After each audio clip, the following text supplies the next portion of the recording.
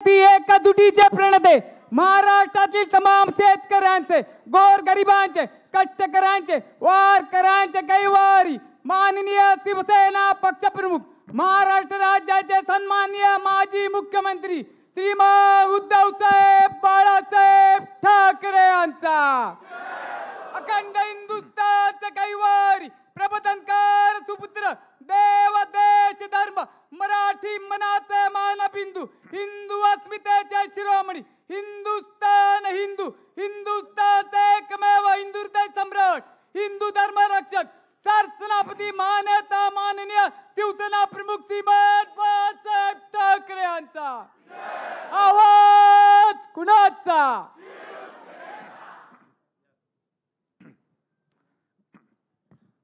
जमलेल्या माझ्या तमाम मराठी बांधवांनो, भगिनींनो आणि मातांनो, आता उद्या पेपरमध्ये येणार काय येणार? हिंदुत्व सोडलं. आणि मी मागे सुद्धा बोललो होतो की हिंदुत्व म्हणजे काही धोतर नाहीये. उलट मी तर म्हणेन की जसं शिवसेना प्रमुखाने आपल्याला एक घोषवाक्य दिलं होतं, कारण ती त्या काळाची गरज होती, गर्व से कहो हम हिंदू है, तशीच आजपासून सुरुवात करा. गर्व से कहो हम हिंदू है आहोतच, पण अभिमानाने म्हणा मी मराठी आहे.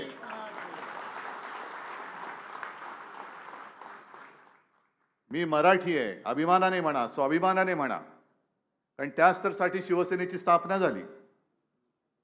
1966 साली संपूर्ण मुंबईमध्ये मराठी माणूस खचलेल्या थकलेल्या मानसिकतेत होता.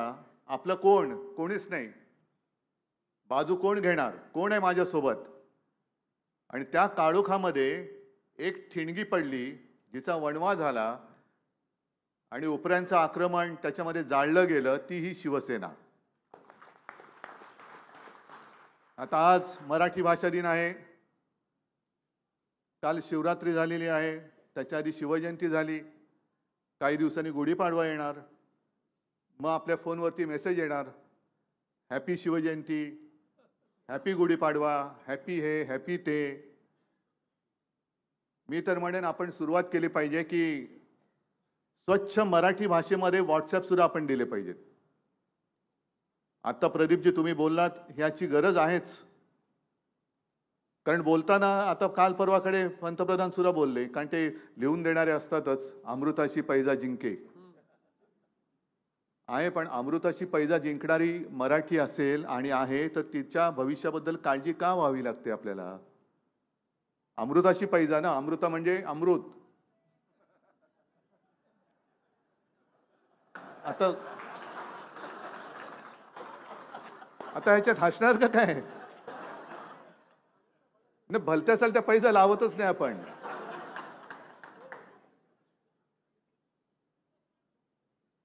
नाही तर तुम्ही अशा वेळेला हसता, मला पुढचं काही सुचत नाही. मी आपल्या बोलण्याच्या ओघात बोलतो आणि तुम्ही काहीतरी नको तो अर्थ काढता. तर अमृताशी पैजा जिंकणाऱ्या या माझ्या मराठीबद्दल चिंता करण्याची गरज काय आहे?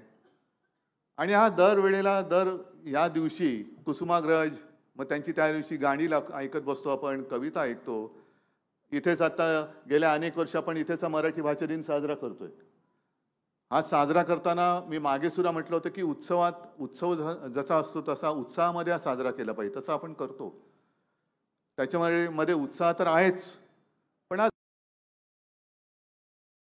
लागलेली आहे. चिंतेची किनार एवढ्यासाठी की गद्दारी करून आपलं सरकार पाडल्यानंतर हमें मराठी नाही आती हे आपल्या घरामध्ये आपल्याला ऐकून घ्यावं लागतं. मी म्हणेन असं जिकडे आवाज येईल तिकडे त्याच्या कानाखाली मराठीचा आवाज उमटला पाहिजे.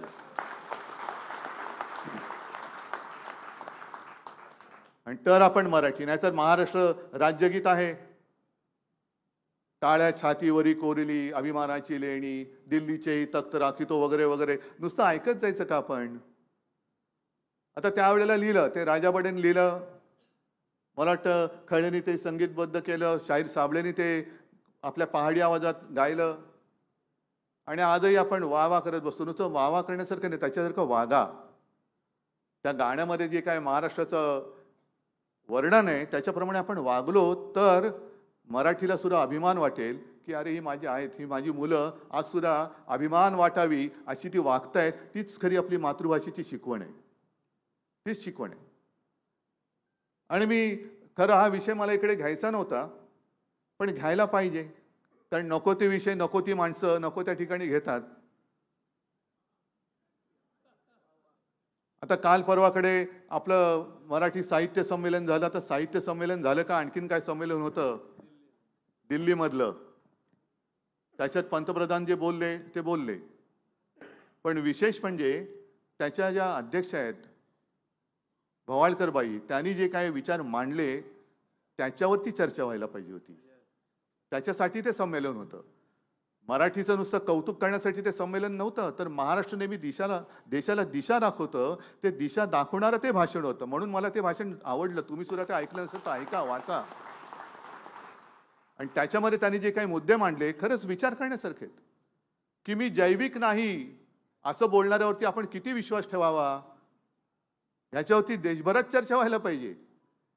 की जो सांगतो की माझा आता मला असं वाटतं की माझं जन्म मुझे भगवान ने भेजा है आणि त्याच्यावरती आपण विश्वास ठेवतो. नाही, महाराष्ट्र हा तसा नाहीये. अगदी साधू संतांची शिकवण घेतली तरी सुद्धा साधू संतांनी आपल्याला जगावं कसं आणि नेमकं जगणं म्हणजे काय हे दाखवून दिलं. म्हणून तर ते साधू संत झाले. आणि त्यांनी जे काय सांगितलं भवाळकर बाईंनी सांगितलं आणि खरं आहे. त्याच्यानंतर त्या कुंकवाबद्दल बोललेल्या आहेत. किती जणांनी विचार केला त्याच्याबद्दल, किती जणांच्या डोक्यात हा विचार आला होता. म्हणजे माझे आजोबा जे विचार देत होते म्हणून त्यांना प्रबोधनकार म्हणतात, त्या विचारांशी मिळते जुळते त्यांचे विचार आहेत. अगदी कुंकवावरनं त्या ज्या काय बोलल्या. तसंच मला जे काय वाटतं ना की आपण कशी नेमकं कुठे जायचं आपल्याला तेच कळत नाही. म्हणजे एका बाजूला आपण चांगला फटाके वाजवतो का, कारण आपलं यान मंगळावरती गेलं, मंगळावरती गेलं आपलं, म्हणून आपण अभिमान तो मोठ्या चांगल्या ह्याच्यात करतो की बघा आमच्या देशाचं यान मंगळावरती गेलं. आणि मंगळावरती यान उतरत असताना पृथ्वीवरती आपण माणसाच्या पत्रिकेत मंगळ शोधत असतो. म्हणजे मंगळावरती माणूस आणि इकडे माणसाच्या पत्रिकेत मंगळ, नेमकं जायचं कुठे तुम्हाला. ह्या सगळ्या ज्या काही गोष्टी आहेत, काय माझं म्हणणं आहे की केवळ धार्मिक कर्मकांड करणं म्हणजे संस्कार नाहीत, तर चांगला नागरिक म्हणून जगाला शिकवणं म्हणजे संस्कार आहेत. मी केलं ना, आता सुद्धा मला गंगेचं पाणी दिलं आहे. काय ते नमोमी गंगा वगैरे आहे, सगळ्या गंगेबद्दल मान आहे, सन्मान आहे, सगळं आहे. पण मी जाऊन नुसतं गंगेमध्ये स्नान करून आलो, इकडे 50 खोके घेतले आणि तिकडे डुबकी मारून आलो, उपयोग काय त्याचा. इकडे घ्यायचं, इकडे गद्दारी करायची, महाराष्ट्राची गद्दारी करायची, 50 खोके घ्यायचे आणि तिकडे जाऊन डुबकी मारून आला म्हणजे कोणाचं पाप नाही धुतलं जात. गद्दारीचा शिक्का तसाच राहणार आहे, किती डुबक्या मारा.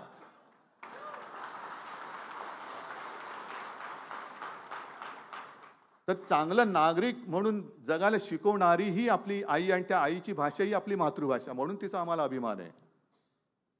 त्याच्यानंतर दुसरे ते संजय सोनवणे सुद्धा जे बोलले, संजय सोनवणेच ना, की रामराम आपल्याकडे एक पद्धत आहे, म्हणजे होती म्हणायची का आहे अजूनही कळत नाही. आपले अरविंद इनामदार म्हणायचे रामराम म्हणायचे ना, गावात गेले सुद्धा रामराम पाहुणं कसं काय. आता रामराम म्हणणारे आपण जय श्रीराम कधी म्हणायला लागलो हेच आपल्याला कळलं नाही. कोणी म्हणायला लावलं आपल्याला जय श्रीराम. आम्ही रामराम करतोच, राम नामाचा जप हात यांनी शिकवायला नको. नवे जे उपटसुंब नव हिंदुत्ववादी आहेत त्यांनी आम्हाला रामाचं महत्व शिकवण्याची गरज नाही. जय जय रघुवीर समर्थ म्हणणारे आमच्या रामदास स्वामींनी ते आधीच शिकवून गेलेले आहेत आम्हाला. आणि तेव्हापासूनच आम्ही रामराम, कोणी काय म्हटलं रामराम म्हणतो. पण त्या सोनवणीने जे प्रश्न उपस्थित केले त्याच्यावरती चर्चा व्हायला पाहिजे की रामराम म्हणणारे आपण जय श्रीराम कधीपासून म्हणायला लागलो, का उत्तरेकडच्या राजकारणाच्या आपण बळी पडलो की काय, हा विचार कधी कोणी करायचा. पण हे विषय सगळे बाजूला राहिले, याला प्रसिद्धी नाही मिळणार. नको त्या विषयाला प्रसिद्धी. माझं तर म्हणणं असे की या विषयाला म्हणजे मी जैविक नाही, जैविक जन्म झालेला नाही, हे कोणाच्या तरी अंगलट आलं, गळ्याशी आलं म्हणून हे फाटे फोडणारं मुद्दामून भाषण किंवा काय मुलाखत लिहून दिली की काय, हा प्रश्न नव्हे, हा माझा समजच आहे. आता दुसरा विषय असा आहे की जे आपलं राज्यगीत आहे ते त्या शमीमा अख्तर बरोबर ना, कुठली ती तरुणी कुठली काय, पण शमीमा अख्तर म्हटल्यानंतर कुठल्या जातीची असणार बाबा? शमीमा अख्तर म्हणजे कोण? मुसलमान ना? तरी बरं ते बटेंगेच्या कटेंगेच्या समोर तिने गायलं. आणि ते बटेंगे तो कटेंगे त्यांचं काय करावं त्यांनाच काय कळे ना, की आता ही शमीमा अख्तर राज्यगीत म्हणते, महाराष्ट्र गीत बोलते, पहाडी आवाजात म्हणते, स्वच्छ शब्दात बोलते. मग हिचं करायचं काय? आता कोण बटणार आणि कोण कटणार? कारण जर एखादी मुस्लिम महिला महाराष्ट्र गीत म्हणते तर बटेंगे तो कटेंगे तो होणार कसं? आता आपलं राजकारणाचं पुढे होणार काय? पण त्यांना ही कल्पना नाही मुळामध्ये, की जसं आज महाराष्ट्र आपला भाषा दिन साजरा करतोय, राजभाषा दिन, मातृभाषा दिन, तसं राजभाषा दिन किंवा एक महाराष्ट्र दिवस आहे आपला, तो सुद्धा आपण विसरलेला आणि विसरू शकत नाही. 1 मे, तो जो काही लढा झाला होता संयुक्त महाराष्ट्राचा, आपली मुंबई ही अनेकदा शिवसेना प्रमुखांनी सुद्धा सांगितलंय की आंदण नाही मिळाली तर लढून रक्त सांडून बलिदान करून आपण आपल्या हक्काने आपली मुंबई मिळवलेली आहे. ही रक्त सांडून मिळवलेली मुंबई आहे. आणि त्यावेळेला जो काय सगळा रणसंग्राम उसळलेला होता, त्याच्यात माझे आजोबा सुद्धा होते. पहिल्या 5मध्ये सेनापती सारखे पुढे होते. खिडकीतनं, घराच्या खिडकीतनं बघत नव्हते ते काय चालले म्हणून. दुर्दैवाने काय झाले, ज्यांचा ना स्वातंत्र्य लढ्याशी संबंध, त्यांच्या हातात देश गेलेला आहे, आणि संयुक्त महाराष्ट्राची ज्यांचा संबंध नाही त्यांच्या हातामध्ये आज राज्य गेलेलं आहे. हे आपलं दुर्दैव आहे. म्हणून यांना राज्याची आणि देशाची किंमत नाही पडत. पण त्या संयुक्त महाराष्ट्राच्या लढ्यामध्ये 27 जुलै 1956 दिल्लीमध्ये संसदेसमोर निदर्शनं करण्यात आली होती. आपली मराठी माणूस हजारो लाखोच्या संख्येने तिकडे गेला होता. आणि तेव्हा त्या निदर्शनं करणाऱ्यांच्या आघाडीवरती होता एक तरुण, ज्याला मी आजोबांना भेटायला येताना घरी बघितलेलं आहे, शाहीर अमर शेख. शाहीर अमर शेख. मी त्यांना आजोबांना भेटायला खूप लोक यायचे. शाहीर अमर शेख यायचे, राजा बडेसुरा यायचे, धनंजय कीर यायचे, अंत काणेकर यायचे, सेनापती बापट यायचे, दत्त वामन पोद्दार यायचे, कितीतरी यायची मोठी मोठी माणसं. हल्ली मोठी माणसं आता दिसतच नाही मुळे, कारण मुळामध्ये माणसं ही त्या उंचीला पोचतच नाही. पण शाहीर अमर शेख यांनी दिल्ली दणाणून सोडली होती. आणि त्यांचं ते गाणं होतं, ते गायचं की जागा मराठा आम जमाना बदलेगा. मराठा म्हणजे मराठी माणूस आता जागा झालेला आहे, आता जमाना बदलेला, आणि तो बदलून दाखवला होता. आणि त्या गाण्यातली एक आणखीन एक ओळ होती ज्याच्यामुळे दिल्लीवाले सुद्धा असे रोमांचित झाले होते. 2 कौडी के मोल मराठा बिकने को तैयार नहीं. आताचे स्वतःला मराठी म्हणवणारे दिल्लीत गेले तर दिल्ली काय म्हणते, याला बिका हुआ है आ जाओ. पण तेव्हाचे मराठी म्हणजे आपला मराठी माणूस कसा होता, 2 कौडी के मोल मराठा बिकने को तैयार नहीं. ते गेलं कुठे आपलं स्वत्व? गेलं कुठे स्वत्व? आज सगळे विकाऊ झालेत, टाकाऊ झालेत, लाचार झालेत. आणि आपली मराठी भाषा दिन आम्ही साजरे करतो आहोत. साध्या साध्या गोष्टी आज मी पेपरमध्ये वाचलं की जे एक मराठी भाषा भवन ज्याचं भूमिपूजन मी केलं होतं, आजपर्यंत जर का आपली सत्ता असती, आपलं सरकार असतं, तर कदाचित आजचा हा सोहळा आपण त्या भवनात सादर केला असता, मराठी भवनामध्ये. पण यांनी पाडून ठेवलं. त्याला आज कुठेतरी चालना मिळाले, म्हणजे काय केले मला कल्पना नाही. पण त्याच्याच समोर आणखीन एक गोष्ट आपण करणार होतो, आणि ती मी करणार, नक्की करणार. मराठी रंगभूमीचं पूर्णपणे इतिहास सांगणारं, त्याचं वाटचाल सांगणारं दालन ते बिर्ला तिकडे आहे ना चौपाटीवर, बिर्ला क्रीडा केंद्र ना. हा नाही तरी थिएटरवाले घाबरतील. बिर्ला क्रीडा केंद्र तिकडे मराठी रंगभूमीचा इतिहास सांगणारं दालन आपण करणार, म्हणजे करणारच. कारण मध्यंतरी मी पेपरमध्ये वाचलं, मला वाटतं महाराष्ट्र टाइम्समध्ये आलं होतं, त्याचा शासन आदेश निघाला होता. सगळे आराखडे मंजूर झालेत, फक्त भूमिपूजन करायचं आणि काही इकडे तिकडच्या काही परवानग्या होत्या, ते झालं की काम सुरू झालं असतं त्याचं. पण ते काम याने आता रद्द करून त्यांच्या लाडक्या कॉन्ट्रॅक्टरला द्यायचं चाललेलं आहे. का? Banquet hall. कसलं बँक्वेट हॉल आणि पार्किंग, म्हणजे सगळे परत उपरे येणार तिकडे. मुंबई ही माझ्या महाराष्ट्राची राजधानी आहे, आणि या महाराष्ट्राच्या राजधानीत ज्या एका आपल्या रंगभूमीने मी असं म्हणत नाही की रंगभूमी केवळ मनोरंजन करते, रंगभूमीने सुद्धा समाजासाठी खूप मोठं योगदान दिलेलं आहे. वेगवेगळ्या प्रकारची नाटकं राजकारणी करतात ती वेगळी, पण त्या त्या वेळेला आवश्यक असणारी नाटकं ही त्यांनी रंगभूमीवर आणून, मग ते कोल्हटकर असतील, खाडीलकर असतील, कोणी असतील, सगळे असतील, त्यांनी त्या त्या वेळेला आणली आणि समाजाने काय करायला पाहिजे हे नाही म्हटलं तरी शिकवण दिली. मग ती संपूर्ण एक इतिहास सांगणारं ते दालन हे आपण नाही बांधणार तर दुसरं कोणी बांधायचं?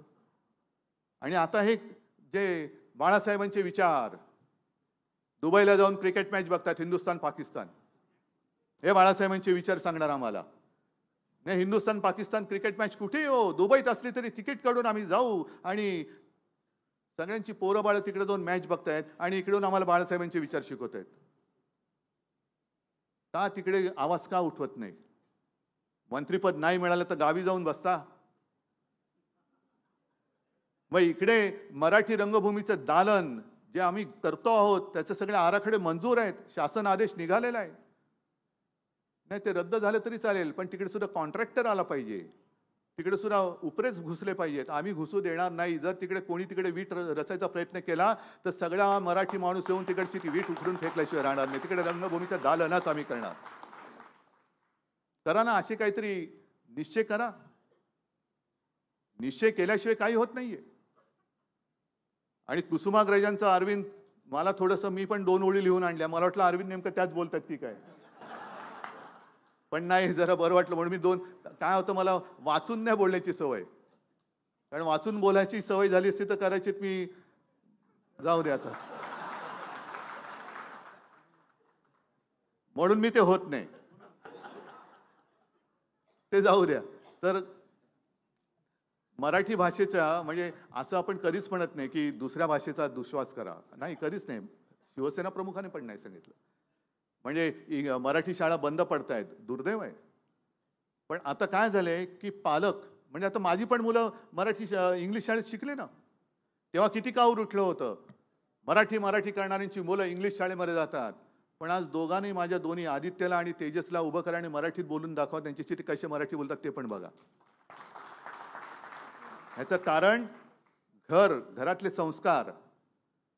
ज्या क्षणी आदित्यला इंग्लिश शाळेमध्ये आम्ही ऍडमिशन मिळण्यासाठी जात होतो, तेव्हाच मला बाळासाहेबांनी सांगितलं होतं, मला आणि रश्मीला, की एक लक्षात ठेवा, इंग्रजी शाळेमध्ये घरामध्ये मराठी, आणि घरामध्ये ते डॅड मॉम नाही चालणार, इकडे आई बाबाच बोलायचं, कारण हे संस्कार आहेत. आम्ही मराठी शाळेत शिकलो, तुम्ही सुद्धा मराठी शाळेत शिकलात. शिवसेना प्रमुखांना आणि माझ्या आजोबांना तर शाळेचं शिक्षणच पूर्ण नाही करता आलं. कुठल्या शाळेत शिकले विचारायची सोय नाही. म्हणजे प्रबोधनकारांना सुद्धा, आपण प्रबोधनकार म्हणतो, पण त्यांना सुद्धा फी भरायला पैसे नाही म्हणून त्यांना 7वी मध्ये शाळा सोडावी लागली होती, तरी ते प्रबोधनकार झाले.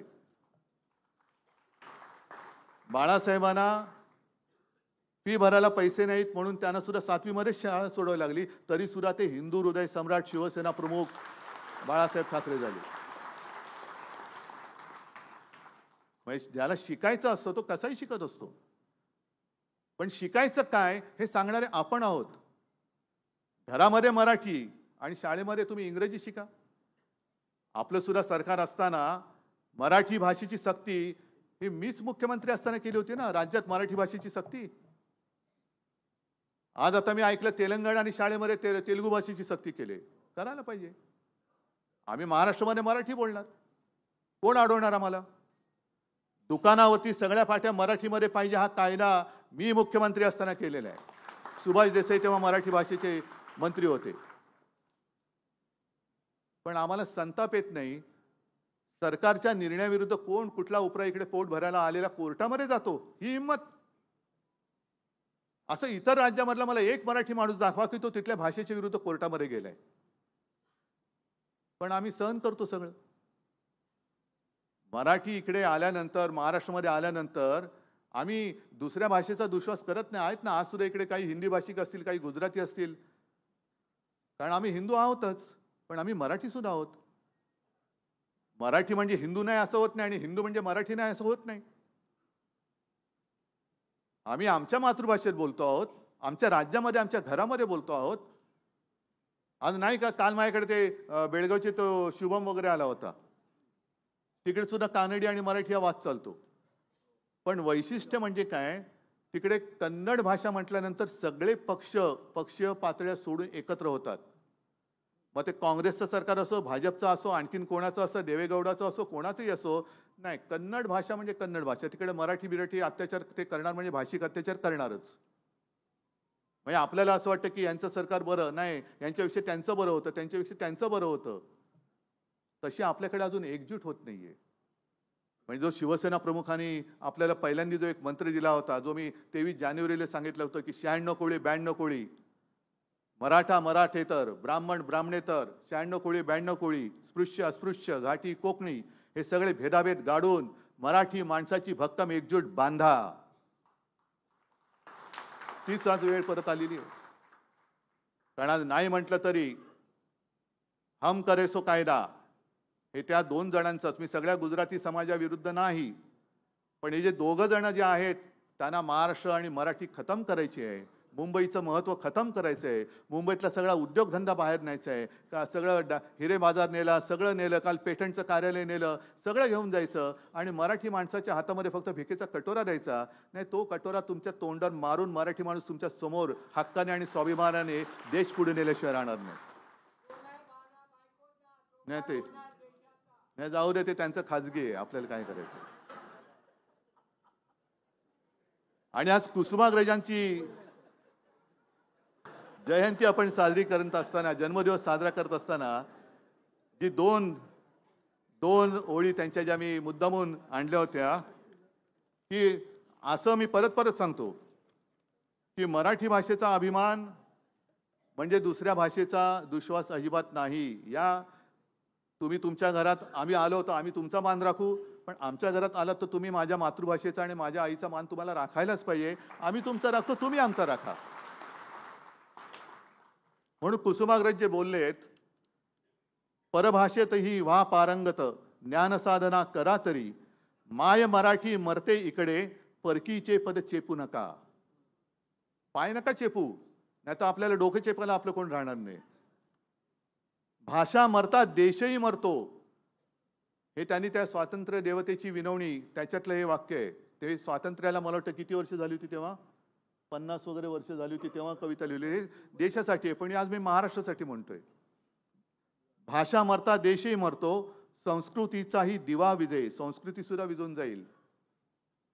आणि गुलाम भाषिक होऊन आपुल्या, प्रगतीचे शिर कापू नका. काही कमी नाही आपल्यामध्ये, अजिबात कमी नाहीये. उलट मी तर म्हणेन, आपली मराठी भाषा जेवढी समृद्ध आहे, त्या दिल्लीश्वराने मी गेल्या वर्षी इथूनच बोललो होतो, किंवा विधानसभेत सुद्धा मी बोललो होतो, अभिजात भाषा द्यायला किती काचकूच केली त्यांनी. आणि बरोबर निवडणुकीच्या तोंडावरती त्यांनी आपल्याकडे तुकडा फेकावं तसं फेकून दिलं. जा, मराठी भाषेला अभिजात भाषेचा दर्जा दिला. अरे तुम्ही कोण अभिजात भाषेची दर्जा देणार आहे? कारण ज्या महाराष्ट्रामध्ये छत्रपती शिवाजी महाराज झाले, त्यांची भाषा ही मराठी होती, आणि छत्रपती शिवाजी महाराज झाले नसते तर तुम्हाला दिल्ली दिसली नसती. आज जी काय तुमची मस्ती, म्हणजे त्यांची मस्ती चाललेली आहे, ती मस्ती करायला शिल्लकच राहिले नसते. कारण शिवाजी महाराज झाले, या राज्यात जन्माला आले, म्हणून तर पुढचं आक्रमण थांबलं. पण तुम्ही शिवाजी महाराजांच्या भाषेला सुद्धा अभिजात भाषेचा दर्जा द्यायला तुम्ही सगळं किस पाडत बसलात आणि विलंब लावला, आणि निवडणुकीच्या तोंडावरती मुहूर्त साधून केलात. ही तुमची थेरं काय आम्हाला कळत नाही? अच्छा, खूप गोष्टी आहेत. पण मगाशी जी काय त्यांना कोणत्या भाषेत धन्यवाद द्यायचे, की मी मराठी, आणि त्याच्यात माझंही कौतुक केलं, शिवसेनेचं कौतुक केलं, तुमचं कौतुक केलं. तर मराठी म्हटल्यानंतर जगायचं कसं, हा प्रश्न आलाच. की मराठी पण आहे, हा कळला पाहिजे त्याच्या वागणुकीतून.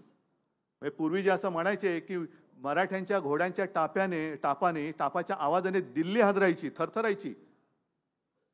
आताची जातात त्यांची काय टाप आहे तिकडे दिल्लीश्वरांसमोर उभं राहायची. त्या टापा वेगळ्या, यांची टाप वेगळी. तर जगायचं कसं, त्या जगण्यावरनं कळलं पाहिजे की हा मराठी आहे.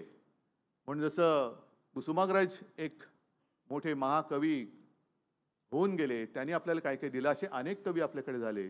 त्यातले विंदा करंदीकर, आता विंदा करंदीकर म्हटल्यानंतर आपल्याला एकच कविता माहिती आहे, काय? देणाऱ्याने देत जावे, घेणाऱ्याने घेत जावे. ते आता सगळे ते देणारा देत गेला आणि घेणारा लुटत गेला. पण जगायचं कसं? तर विंदा करंदीकर यांनी लिहिलंय, असे जगावे दुनियेमध्ये आव्हानाचे लावून अत्तर. अरे आव्हान कसलं आव्हान? त्याचं अत्तर म्हणून लावतो जा. आव्हानाचे लावून अत्तर, नजर रोखून नजरेमध्ये आयुष्याला द्यावे उत्तर. जय हिंद, जय महाराष्ट्र. धन्यवाद साहेब. अभिमानी म्हणा आम्ही मराठी, अभिमानाने म्हणा आम्ही आम्ही. राष्ट्रगीताने या कार्यक्रमाची सांगता होईल.